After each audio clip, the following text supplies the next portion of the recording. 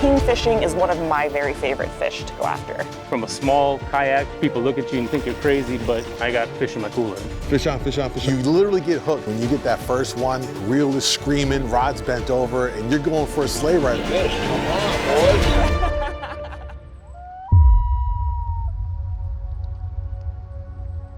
boys. When you think of sport fishing for king salmon, you think of misty riverbanks lined with towering evergreens. You imagine salmon run so thick that dorsal and tail fins break the water surface because there's nowhere else for them to go. For most of us, fishing for king salmon elicits visions of the iconic Pacific Northwest. But that's not the only place you'll find a thriving king salmon fishery.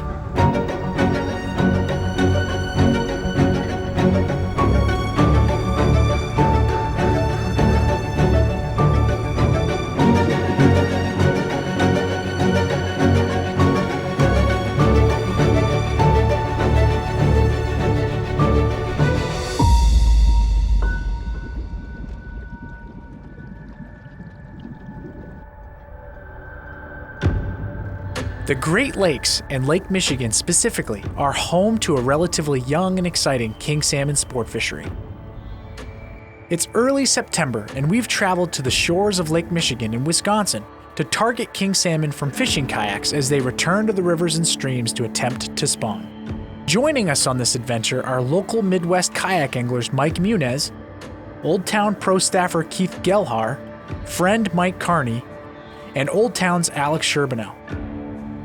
Because of her extensive experience targeting Chinook salmon as a guide in Washington State, we also invited Old Town ambassador and Pacific Northwest native Ashley Nicole Lewis. Oh, and yours truly, Ryan Lilly.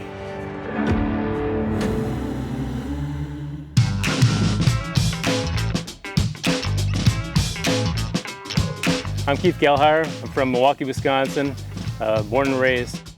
I've been fishing my whole life, fishing Lake Michigan. Even as a little kid, we'd go out on the pier, try for salmon. In 2004, I bought myself a kayak, and I had heard from somebody else that there was a kayak division on Lake Michigan fishing for salmon. So I thought, hey, I'm down for that. So I went out there, kind of learned the ropes a little bit that year. 2005, I competed in the Salmonorama, held here in Racine, Wisconsin, and actually won that tournament. And that was the start of it. That got me going out there and just loving it. Enjoying something that you can do from a small kayak. People look at you and you think you're crazy, but a lot of times I'll come back to shore, everybody out there struggled, and I got fish in my cooler.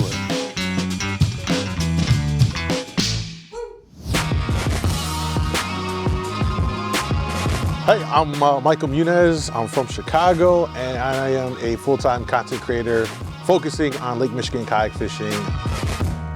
Grew up in Chicago, major metro city. In the technology age and everything, the hustle and bustle of city life, it can get overwhelming. And it wasn't until about 2013 when I discovered kayak fishing and, you know, being able to go out in the water in this kayak. And I thought that was a really interesting experience. And so I made the dive into it. Started off with a paddle kayak, going out on Lake Michigan on those days where you can get out offshore 1, 2, 3, 4 miles or so. And you're just there. It's just you, the water, the sounds of the lake. For me, it's just been a real peace. Fast forward to 2022, I am like addicted. Getting away from it all, putting the phone in the hatch, and just zoning out for those 4 or 5 hours of just being on the water.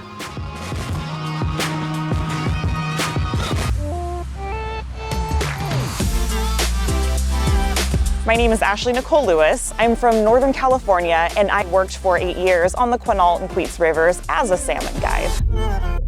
My relationship with salmon goes back a long, long ways, thousands of years actually. In my culture, I'm a member of the Quinault Indian Nation.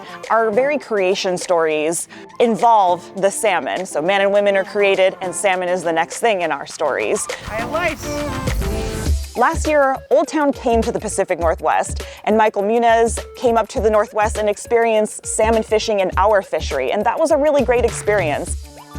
Now coming into his home turf and learning a little bit about his tactics, his home turf, like this has been a really exciting experience for us. I've never been out there. The sheer just beauty of the waterways we were fishing out there alone was like worth the trip. Unfortunately, I didn't catch anything. Stick it in your kayak. I purposely took stuff that works here for our salmon, thinking, let's see if our flashers and flies, if our J-plugs and spoons are gonna work in their waterways. I learned the hard way it doesn't. So in the Pacific Northwest, we're trying to emulate things for fish to bite that are like they would see in the ocean, things that are squiddy, things that are bait fishy, like herring, things like that. Here in the Midwest, we're using like plugs and baits and things that are going to replicate different types of food fish that they're feeding on here. So we're still trolling and trying to entice a bite for a food fish, but there's some exciting differences too. So it's like reading your favorite book all over again. It's still salmon fishing. It's still so much fun, but you get to experience it with a whole different skill set.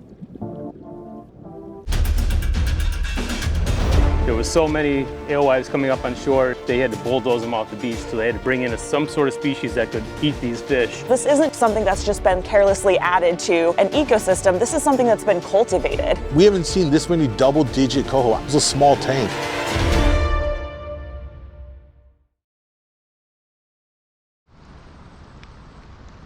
I've got Gordon Lightfoot blasting in my kayak, so it's a guaranteed bite. Today, king salmon are in all of the Great Lakes. King salmon, or Chinook, is a predatory game fish that can grow as long as 35 inches and weigh up to 35 pounds. In addition, it is known for its incredible fight and delicious meat. For these qualities, kings have become one of the most sought-after game fish in the Great Lakes. My experience with salmon up until this point has been largely in the Pacific Northwest, in Western Washington and Oregon and in Northern California. So I was really excited to come here to the Great Lakes and experience what is actually a Pacific salmon here transplanted into the Great Lakes.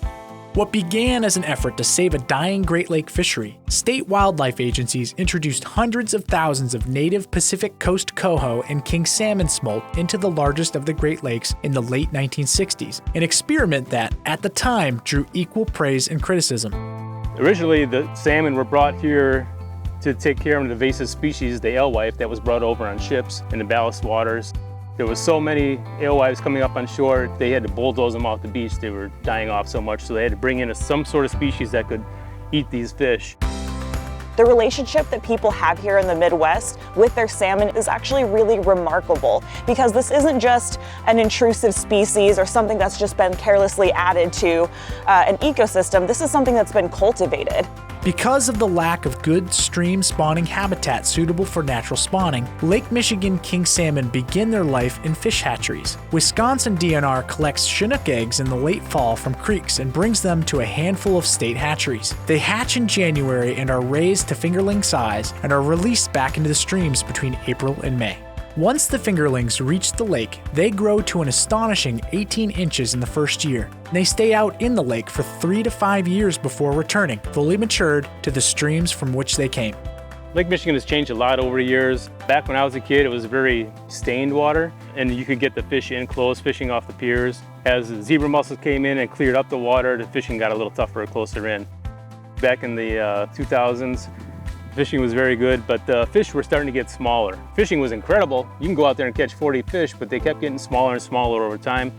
And that was due to the fact that just an overpopulation of salmon, being that they were actually reproducing in the state of Michigan. They were getting smaller because there was just less food available. The DNR stepped in about 6 years ago and decided to reduce the stocking heavily on Lake Michigan, which was not a very popular decision. The charter fishermen, they were really concerned that the fishing was going to go down, and it did go down. There was some couple tough years of not a lot of king salmon being caught, but it actually has rebounded in the last 3-4 years here, where there's enough bait to go around, and these fish are just getting big and they're healthy and they're looking really good. This year alone has been an amazing year for coho. We haven't seen this many double-digit coho. I just caught my personal best over 14-pound coho. It was a small tank.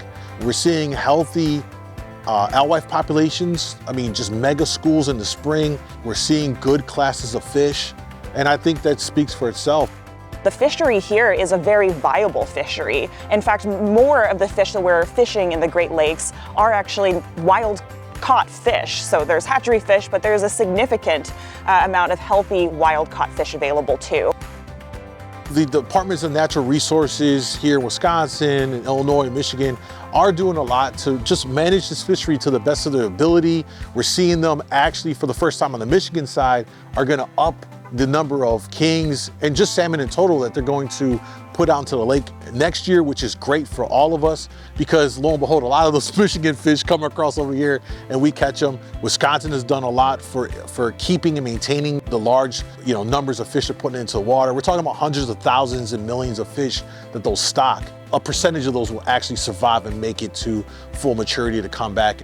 And there's also a lot of efforts made by the amazing fishing clubs that are in our area. In our local area here in Illinois, Wisconsin, Salmon Unlimited, they incorporate DNR into the tournament, so they come in and do the data and check out the fish, so they take that back. They're also doing a lot of fundraising and taking that money to then invest in things like buoys offshore, so all the anglers can have an idea on water temps, currents, waves before they go out for their safety. They're doing a lot for stocking as well. I think this year's the first year that these clubs were able to get net pens. And for the first time, net pen these fish in the harbors, which imprints them so that we can get better returns of these fish into Racine, Kenosha, so on and so forth.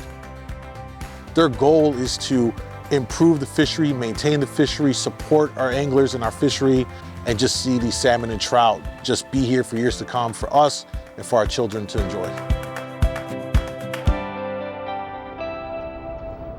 Our timing is no accident. Early fall, when they return to the mouths of the rivers, is the best time to target Chinook. Our goal is to head them off trolling various hard crankbaits, and with any luck, we'll avoid an infamous east wind, which could cause dangerously impossible conditions for any boat, let alone a fishing kayak. As we prepare for our 2-day Lake Michigan Chinook adventure, the Wisconsin locals teach the rest of us the best way to target these fish from their own experience and local knowledge. My first impression of Keith was somebody just shouting across the water, "Hey Ashley." He was so nice, and he was immediately on his radio like, "Hey, here's what I'm doing, here's what I'm seeing, here are some of the things that are working." And before I had even got to meet him and shake his hand, he was handing me a different lure and saying, "Hey, run it like this, do it like this." And the salmon that I caught, my first salmon on Lake Michigan from a kayak, was on a setup that Keith helped me with, and that felt really good to connect with that first. So how is this different from fishing back home for salmon? We're still trolling for salmon back at home, but we're using attractants that are more like what they're eating out in the ocean and less like just a typical forage fish. So we're using anchovies and herring and things that are spinning and acting like they're dying and that sort of thing. But outside of that, we're still trolling for them. I would say that scent is a huge factor. I don't see people out here dumping scent on things. Yeah, especially in the fall, I don't see a lot of people doing it. They get big on it when they're using spawn sacks and bobbers and stuff like that. Okay. Then you'll see people. I have seen a little bit of that. That's true. But as far as I actually put a little bit of scent on one lure yesterday, and then nothing special happened, so I didn't even bother no more. But it is something I think it's a little underutilized around here. Yeah. I've learned over time that other people's fishing ideas, they're never wrong. Yeah, because as soon as you're like, they catch something, yeah. You look at something, you go like, oh boy, good luck on that. And then all of a sudden, boom, they're slaying They're them. like, I caught the biggest fish of my life. I never would have thought of that, So there's times where I just kind of, like my son will ask me for some idea and I'm like, yeah, just, give it a try, and even though I'm thinking in my head, I don't know if that's gonna be the best bet, but you just gotta try it. It's so true. There are a few ways for anglers to target king salmon: trolling, casting, and vertical jigging. One of the most favorite ways is trolling.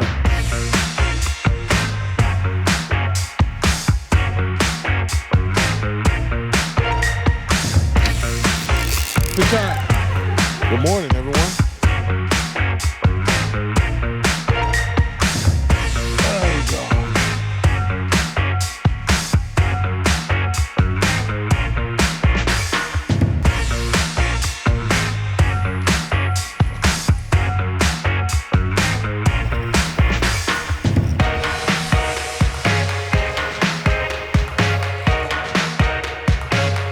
Important tool.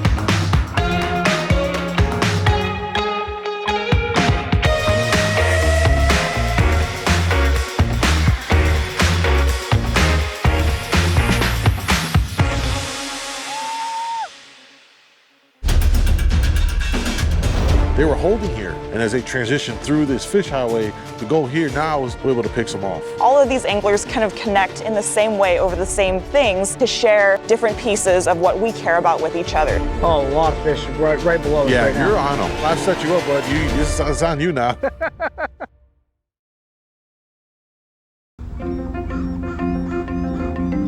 So if you're not on the water and guiding and you're not working, what are you doing?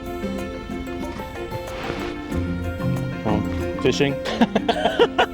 There's no other thing out there. Keith is fishing or working. So Mike, I'm no stranger to vertical jigging. I've done a lot of it for lake trout back in Maine, but you know, it seems like what you're describing is a little bit nuanced. So just maybe run me through, you know, how it's different, you know, and how someone should go out and jig for king salmon.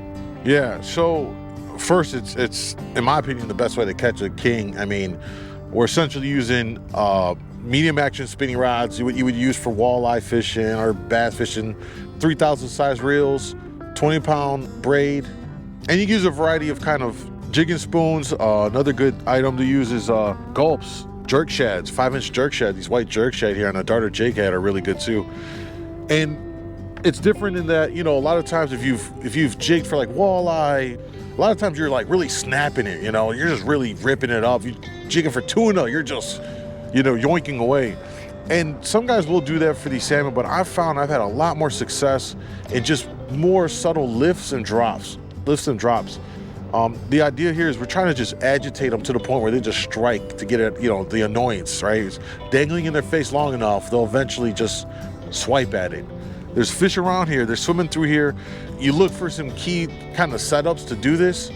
The major one I look for is when these fish pot up and they're just sitting in one spot and they're just potted up, it's lights out. The next best situation, which is what we have here, is we found this kind of fish highway. And these salmon migrate through into these harbors, through these kind of just paths. You'll always find them in this area, and I just call them fish highways.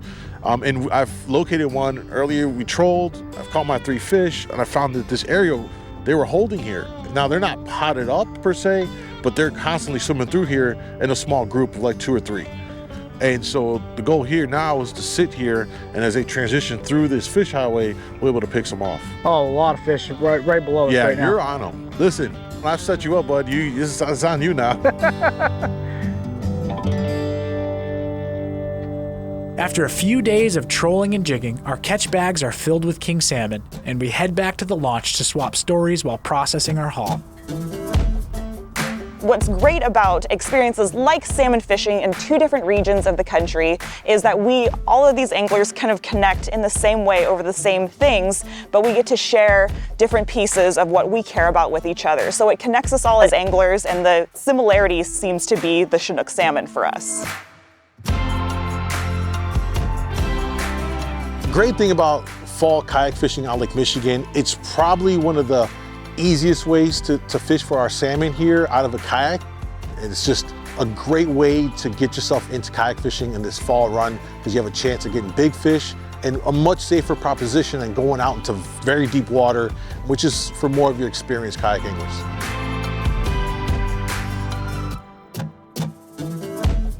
I think the thrill for me is getting out there in the kayak. It's so quiet. If you're in a boat and you got the motor going constantly because you're trolling, you won't experience the lake the same way from a boat than you would from a kayak. Early morning sunrises are incredible, and the water can be so still and so flat. It's an incredible experience to be out there every day.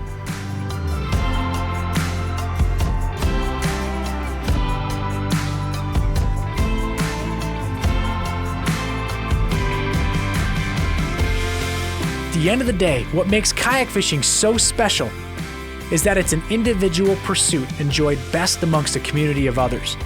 Each one of us came to Lake Michigan with our own unique experiences and perspectives, and we left with a shared appreciation for each other. Although not native to this place, it's clear that, for good reason, king salmon sit atop Lake Michigan's throne. They're incredible to catch and even better to eat. With continued love and respect through conservation efforts from the greater fishing community, king salmon will reign the Great Lakes for years to come.